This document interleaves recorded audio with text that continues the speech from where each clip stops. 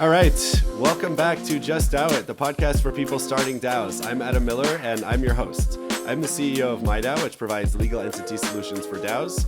And prior to starting myDAO, I did consulting for people starting and operating DAOs. This is the second of 2 episodes this week. In the first episode, we covered the news with our guest, Deepa from ImpactDAO Media. And now we are going to dig deeper into an interview with her. Deepa, welcome back to the podcast. For today, I want to kick things off with a slightly different question. Would you please share with all of us, how did you get into Web3 and DAOs in the first place?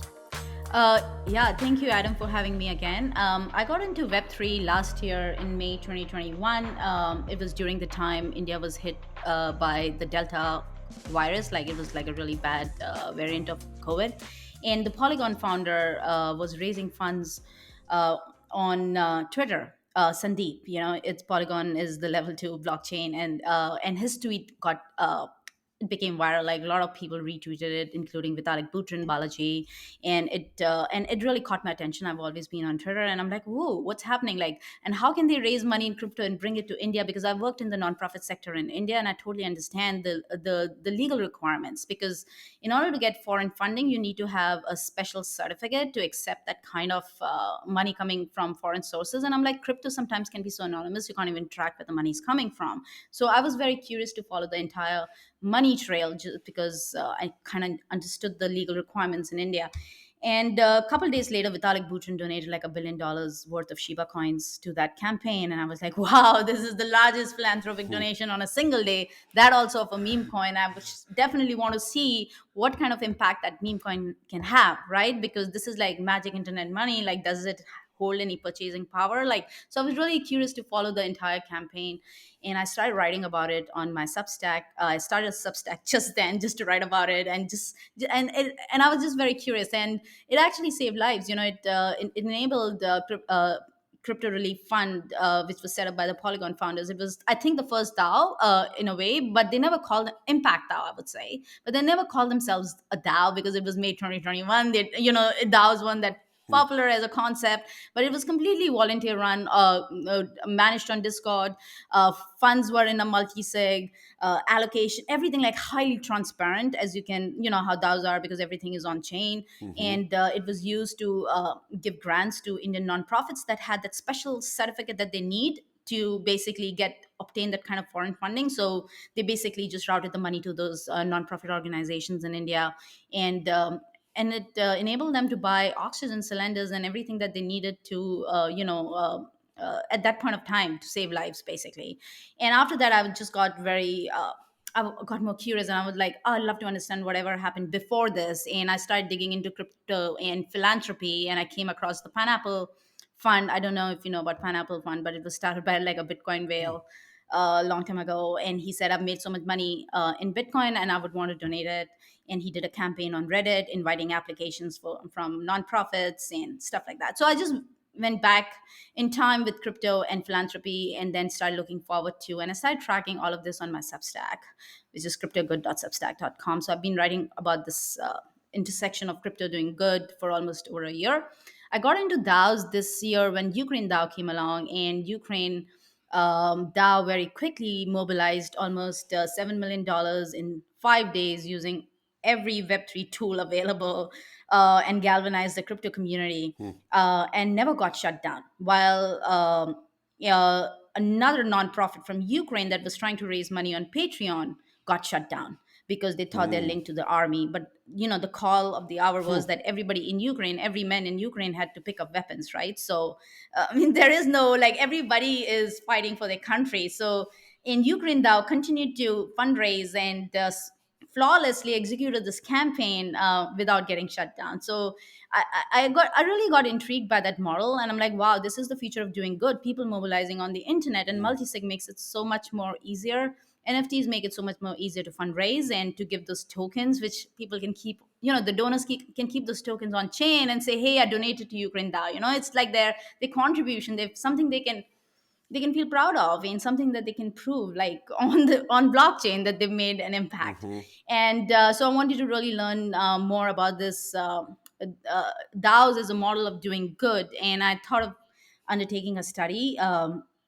And rather than doing it alone, like I was like, why don't I just start a DAO myself and learn what it is to be a DAO in the process of studying the DAOs, Impact DAOs. And so I launched Impact DAO Media end of May, and we studied 12 Impact DAOs, had one-on-one conversations with 30 DAO builders, including founders and contributors. And most of those conversations are available on a podcast, and they really go into the mind of the builders, and their thinking of how, why, what decisions they made, why they chose a certain tool over another tool, and so they're really authentic conversations about building impact DAOs.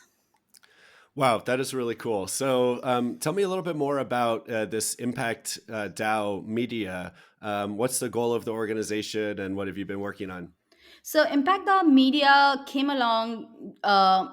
So as I said, I put out a proposal for my research project on Twitter, and Kevin Awaki retweeted that, and that caught the attention of a lot of people. And what I was essentially asking was for contributors, call for contributors. If people are interested in being part of this research project, join my DAO. And I'm looking for these different kinds of skill sets, including podcasting and stuff like that. So we had like people of relevant interest who came along, and all I had asked them was to provide their Twitter handle so I can review them, because working on the internet, you need to be careful who you're working with. And after I reviewed them, we basically formed a DAO. We launched on Zoom. We set up a Discord, and we've been and we started operating. We started researching these organizations, but then soon we realized, like, what's a long term purpose, right? After we research and we write this book, and then we realize how this book will be outdated very soon if we do not continue to research and update this. Then maybe we should continue beyond our commitment of, say, 6 months that we thought we'll work together.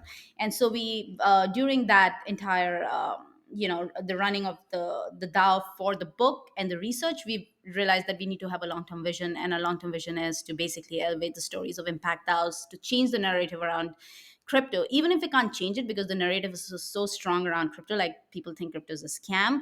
Maybe we can build a new narrative, which is around DAOs, which is like Hmm. decentralized organizations. They're very different from traditional orgs, and this is the future of work, and this is the future of doing good. So I think we're going to be building a new narrative that's far more easier than trying to break the strong perception that people already have about crypto. And we want to elevate the stories of impact DAOs, and impact DAO builders, make them look really cool, make it very aspirational for people to build in Web3. That there's a lot of meaning and purpose. It's not just all about speculation and stuff like that. Yeah, it reminds me, last week I was at a conference for the legal tech and innovation industry. So it was not a Web3 focused conference as I'm usually at. And so a lot of these people are, were not like Web3 native or not already crypto pilled. They're coming at it a little bit fresh. And I had several people come up to me and say, you know what? I don't believe in crypto, FTX and all these scams and this fraud and so many things are going wrong. And where's the value? But DAOs sound like they're going to be huge. Like, this sounds like the future.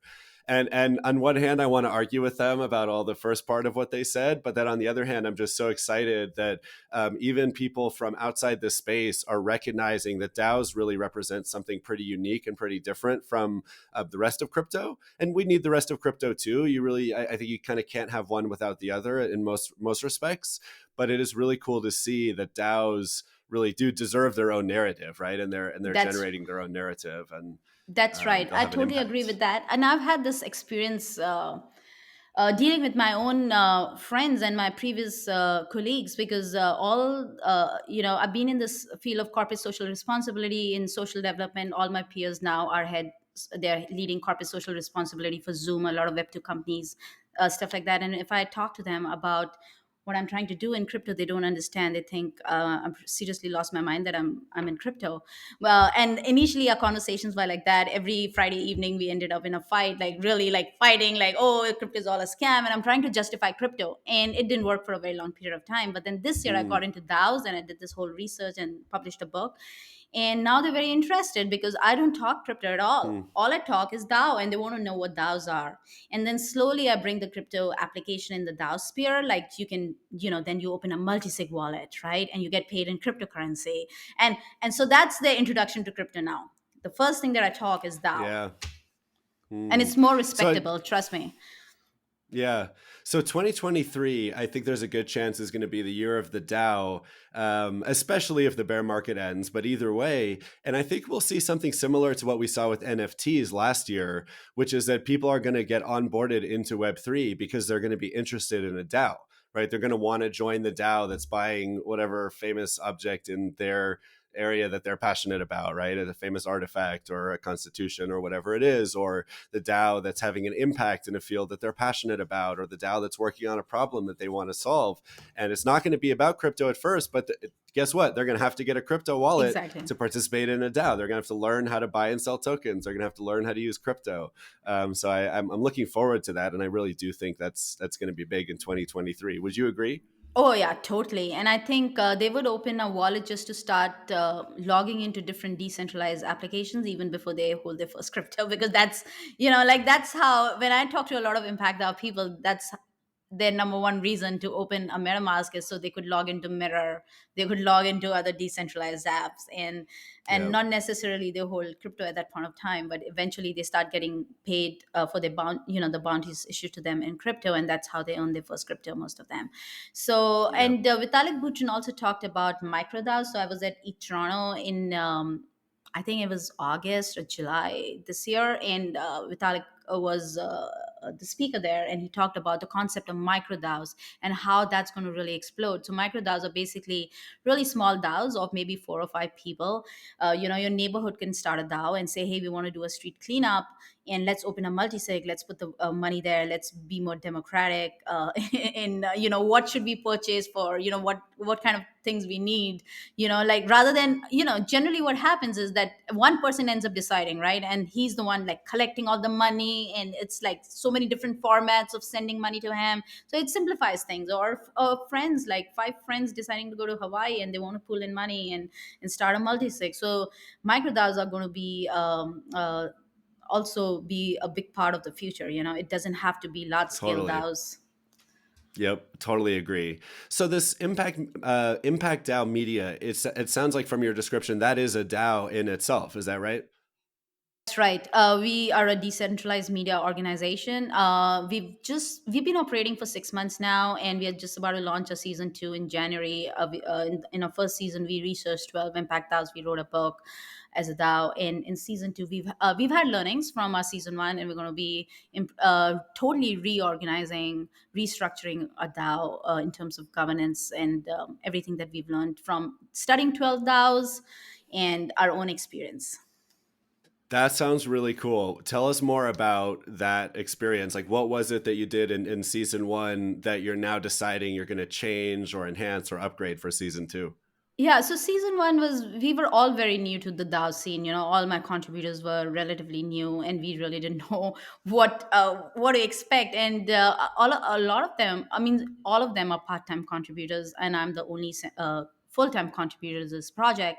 So what happened is that I became like a central point of coordination, and so also a blocker in a lot of ways, because anybody needs anything, even though we have a lot of information put out on Google Docs, we were using Google Drive to share information, and Discord.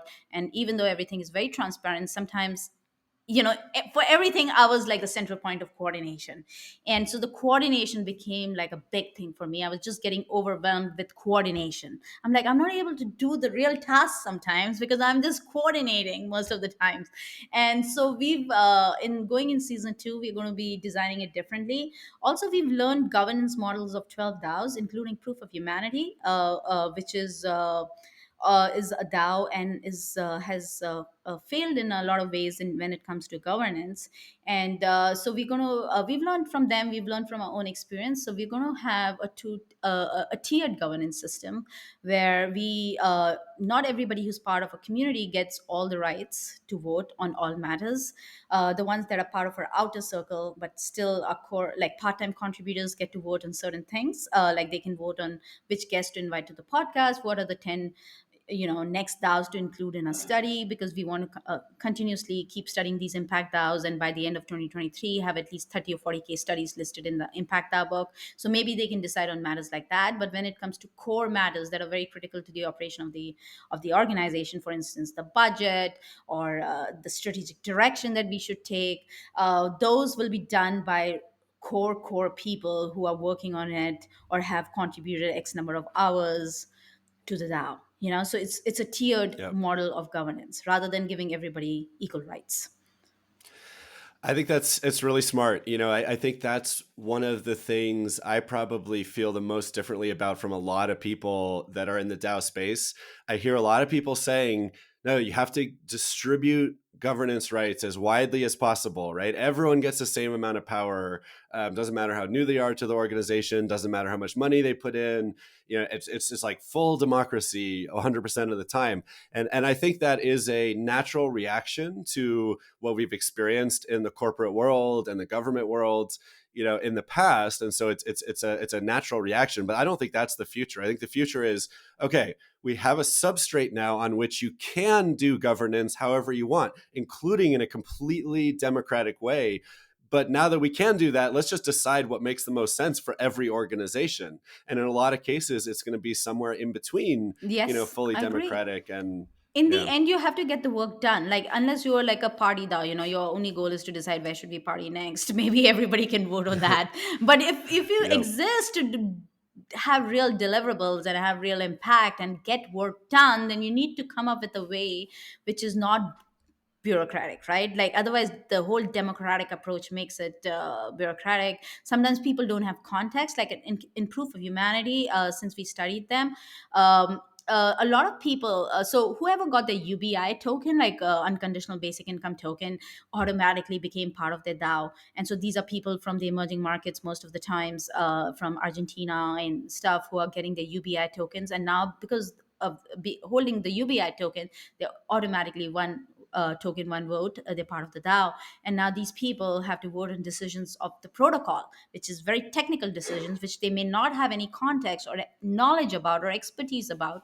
And so they had problems of low attendance because half the time they're not interested, right? Like, why should they, like, Hmm. go vote for your council meeting? Like, how many times do people appear for that, right? Like, look at us in our real democracy. Like, how many times sometimes we don't even go to vote for critical election matters, right? Like, who this should be the next president or prime minister. Like, we totally don't go for it sometimes. So it was Hmm. happening in the DAO, and they totally failed, and they are relooking at their entire governance system. The DAO has kind of split, or the proof of humanity Yeah. itself is splitting. They're going to fork, so. Interesting. Yeah, very interesting.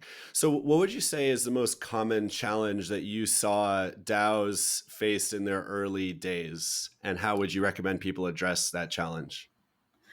I think a lot of challenges around just keeping your community engaged, because again, I'm talking on behalf of Impact DAOs, and Impact DAOs are very community focused. Relationship matters, knowing them one on one matters, and so just onboarding new members that show up in their Discord, just incentivizing them sometimes, because a lot of them don't launch with a financial token, but then how do they keep them incentivized? Also, just the operating model, how should they structure themselves? For instance, going forward in season 2, we're going to be structured as pods. So pods are people, like, pods are like small units, and each unit has not more than 4 people in it, because then it reduces the scale of coordination, right? Those 4 people can decide for themselves, they can have their own budget, and each pod can be like have their own little multi-sig, right? And then only 4 or 5 people are coordinating, which is far more easier to coordinate than to coordinate like 10 or 20 or 100 people on things, right? And so we're going to have like a podcasting pod, we're going to have like a impact our book pod, because we have a whole strategy around the impact our book. We want to break it down into million formats, and so people can access the knowledge in ways that they're more used to accessing knowledge, like audio and Twitter threads and micro content and courses and stuff like that. So yeah, I think it's a process. Basically, you evolve, you need to get started and learn, and then iterate and see what works. So, as you go into this second season iteration for Impact DAO Media's DAO, are there any tools that have come up as particularly useful or interesting to you that you guys are Yes, considering adopting? definitely. Yes, Okay. Wonderverse is one. So I love Wonderverse. I've met the team. Hmm. It's an amazing tool. We're going to be using Wonderverse for basically just task management, and they work at a pod level, so they're very bottom up. And so it's designed for, basically, if you're thinking of pods and stuff like that, you can go that micro and bottom up approach to task management. And it's a really fabulous tool. So I'm very excited about using Wonderverse going forward in terms of bounty management and just task management. Notion, obviously, we're going to be using that for knowledge management. We didn't use Notion in season one. We were mostly Google Drive, Google, like the entire book was written on Google Docs. And that's how we collaborated on Google Docs. But going forward, Notion will be there for documentation, because we want a lot of things to be self-serving. Like, as I said, I became like a central point of coordination. So we want to do, when newcomers come, they can just be pointed to a page on Notion where they can just read up and know exactly what's happening. So a lot of knowledge management will happen there.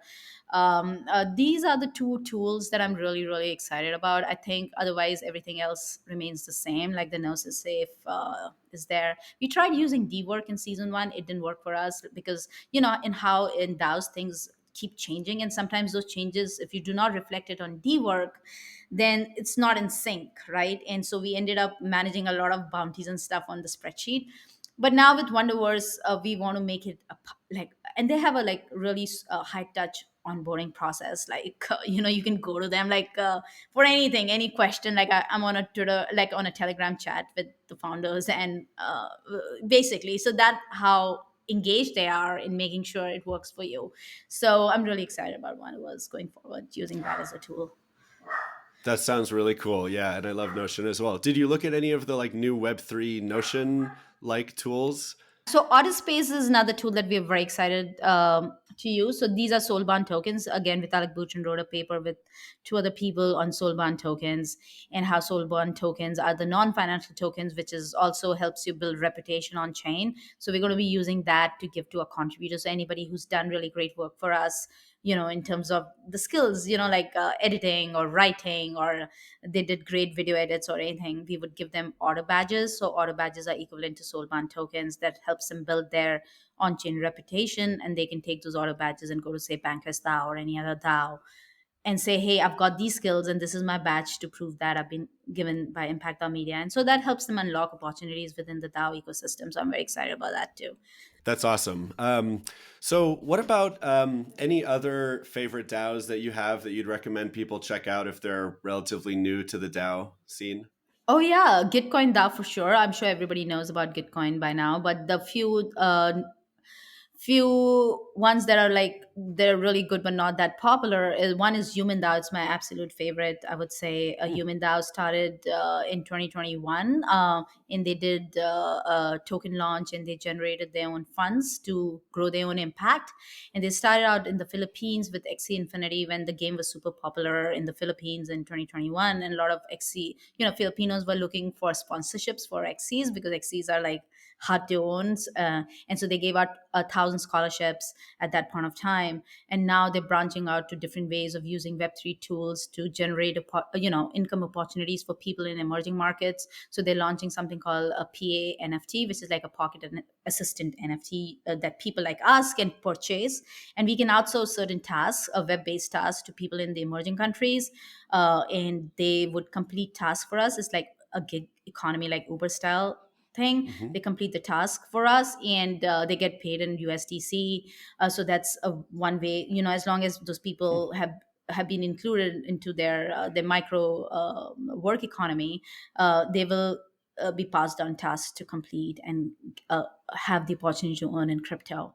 So that's a great initiative, I think, because it can, it leads to financial inclusion. That's the very premise of crypto, right? Like, everybody should, all the like, it helps level the playing field for everybody, right? So I'm very excited Yeah. about humanDAO. And PactDAO.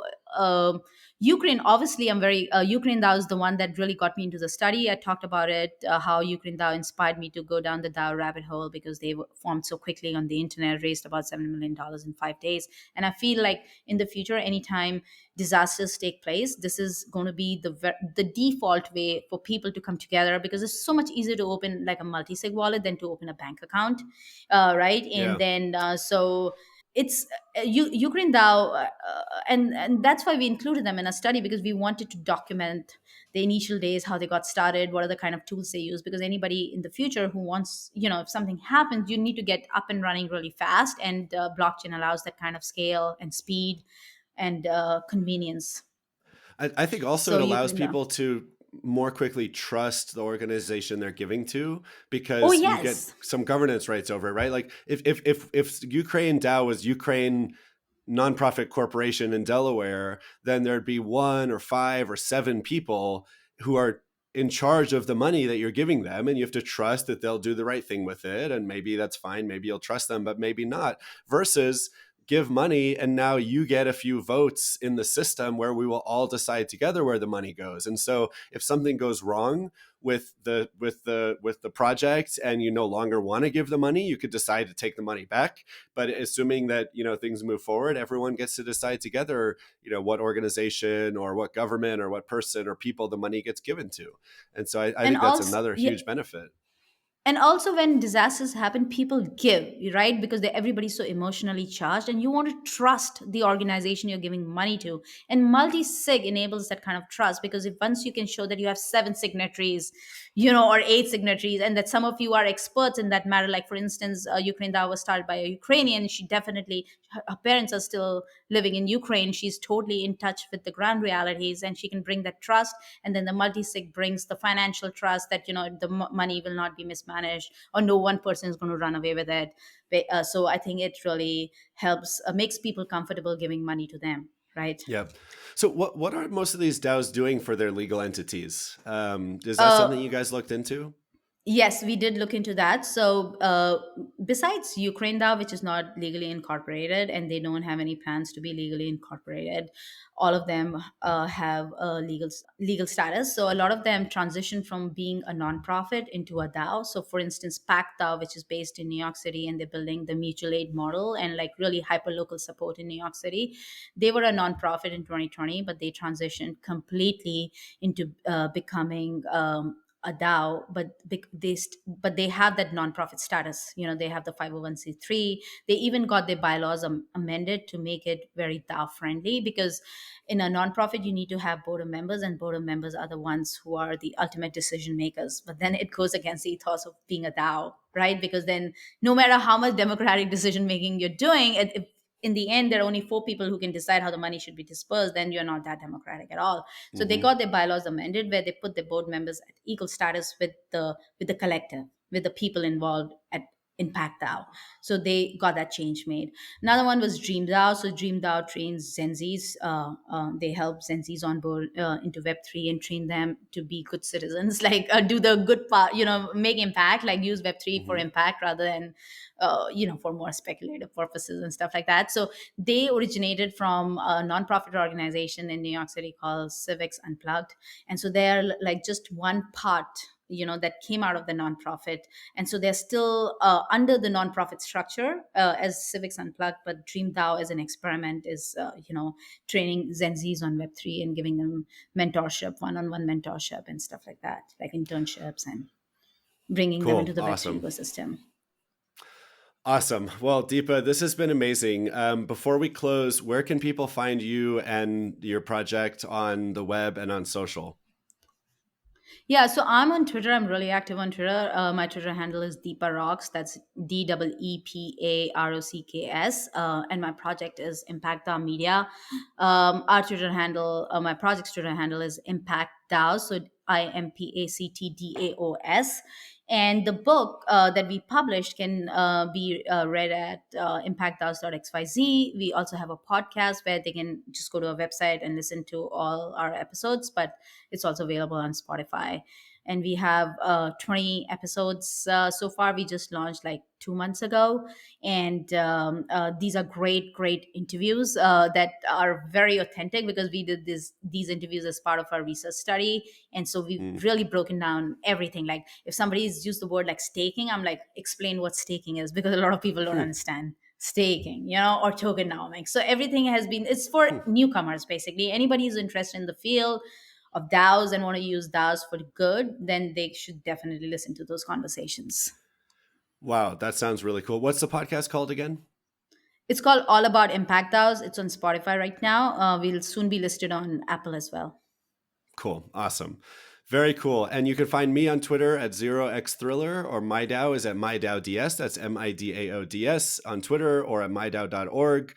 Please consider liking the show or leaving us a review or a rating. It really helps. Deepa, thank you so much for joining the show. This has been so much fun and so interesting. Thank you, Adam. I loved talking to you and sharing my experience with you. So thank you so much for inviting me. And for the audience, are you thinking about starting a DAO? Just DAO it.